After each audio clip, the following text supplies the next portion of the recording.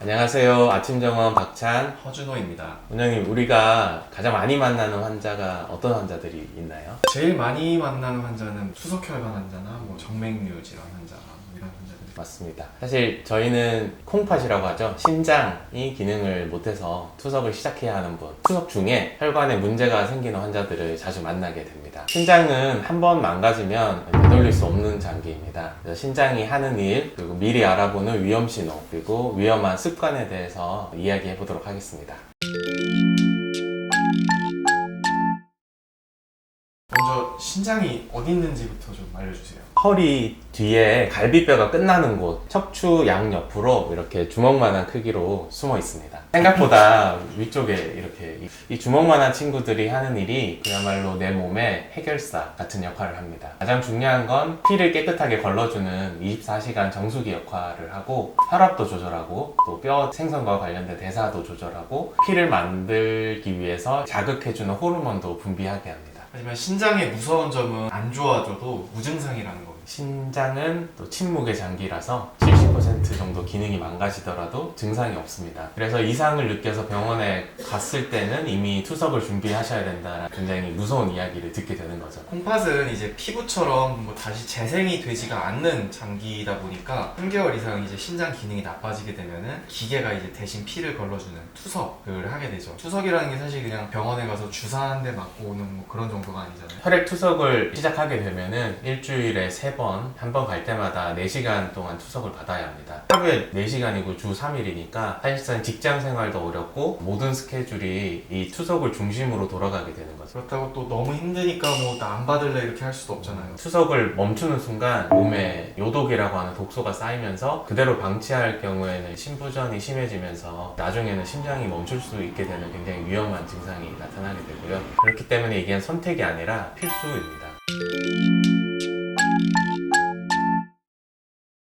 그렇게 되기 전에 구독자들도 이제 집에서 알 수 있는 그런 신호들 어떤 게 좀 있을까요? 3가지가 있는데요. 첫 번째는 흔히들 콩팥이 안 좋으면 생긴다고 알고 있는 거품료입니다. 그냥 거품이 조금씩 정도가 아니라 변기 물을 내려도 비누 거품처럼 그 위에 남아있는 끈적한 거품이 많이 보이는 걸 보고 거품료라고 하는데, 이 말은 신장이 필터 역할을 하는데 그 필터의 구멍이 망가져서 내 몸에서 소변으로 걸러지지 않아야 될 단백질들이 다 빠져나가고 있다는 증거입니다. 두 번째는 부종인데요. 아침에 눈두덩이가 이렇게 퉁퉁 붓거나 저녁에 양말 자국이 이렇게 선명하게 남아서 안 없어지는 것처럼 붓는 이유는 신장이 몸에서 물을 빼내주는 역할을 하는데 물을 빼내지 못하면서 물이 몸에 쌓여서 물풍선처럼 붓게 되는 겁니다. 부종이면은 누르면 바로 안 올라오고 눌린 그런 상태가 되겠네요. 네, 특히 정강이 앞쪽에를 손으로 꾹 눌렀다가 뗐을 때 손으로 누른 그 자국이 그대로 이렇게 남는 걸 보고 부종을 알 수가 있죠. 세 번째는 갑작스러운 고혈압을 강조하고 싶습니다. 원래 혈압이 괜찮았다가 갑자기 확 오르거나, 보통 혈압이라고 하면 심장을 생각할 수 있는데 심장이 아니라 신장혈관, 신동맥에 문제가 생겼다는 신호일 수 있습니다. 신장이랑 고혈압이라고 하면은 사람들이 먼 얘기처럼 들릴 수도 있을 것 같기는 해요. 신장과 혈압이 연관이 있을 수 있다를 모르실 수도 있는데, 신장으로 들어가는 혈관이 좁아지거나 막히면 신장은 왜 갑자기 피가 안 오지? 피를 더 보내줘, 이런 신호를 몸에 보내게 되고, 그런 호르몬들로 인해서 몸의 혈압이 강제로 올라가게 됩니다. 이걸 모르고 혈압약을 계속 드시다가 오히려 콩팥이 더 망가질 수도 있기 때문에 꼭 확인이 필요합니다. 이거 중요하네요. 혈압약 먹어도 조절 안 되는 분들 신장이랑 혈관 검사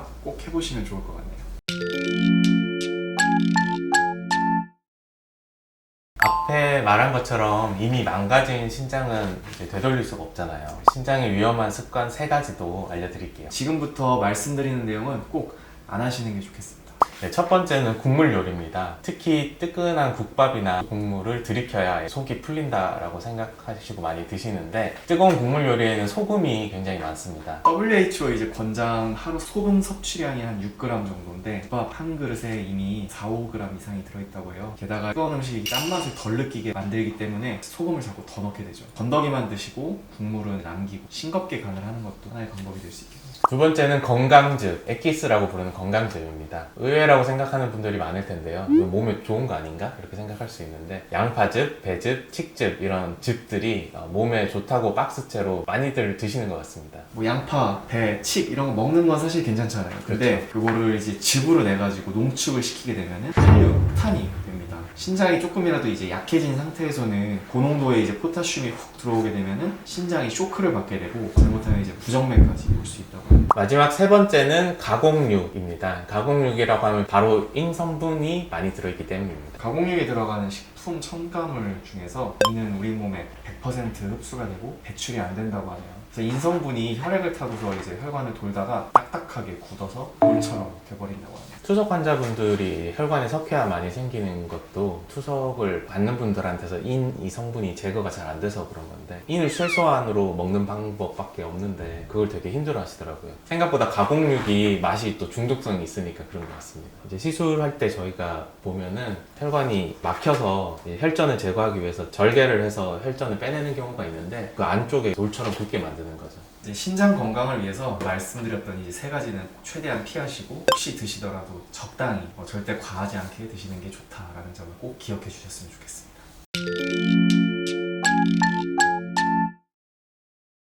있기는 하죠. 있기는 한데 보통은 이제 그냥 급성 신부전이 왔다고 해서 바로 투석을 필요로 하는 경우가 그러니까 신부전은 왔지만 투석은 필요하지 않은 경우가 있는데 그런 분들 보면 원래 만성 신부전이 투석을 필요하지는 않은 정도로 있다가 갑자기 몸의 컨디션이 어떻게 안 좋게 되면서 급성 신부전이 생겼을 때는 일시적으로 혈관 기능이 다시 어느 정도 회복할 때까지 투석을 하다가 회복이 되면 투석을 중단해도 되는 경우가 있기는 한데 그건 굉장히 어떤 조건이 잘 맞아야 발생할 수 있는 특수한 경우고 100명 중에 한두 명 있을까 말까 드문 일입니다. 뭐 사실 나중에 좋아지겠지 하면서 이렇게 그냥 막연한 기대를 하는 것보다 지금이라도 신장을 지키시는 게 훨씬 중요할 것 같아요. 사실 신장은 한번 떠나면 뭐 돌아오지 않는 그냥 편도 티켓이나 마찬가지입니다. 네, 그렇습니다. 사실 한번 망가지면 신장 이식 말고는 투석에서 벗어날 수 있는 방법이 없긴 하죠. 오늘 영상 보신 분들 설마 내가? 라고 하지 마시고 당장 내일부터 오늘 말씀드린 위험한 습관을 하나씩 안 해보시는 것도 좋을 것 같습니다. 오늘 영상 도움 되셨으면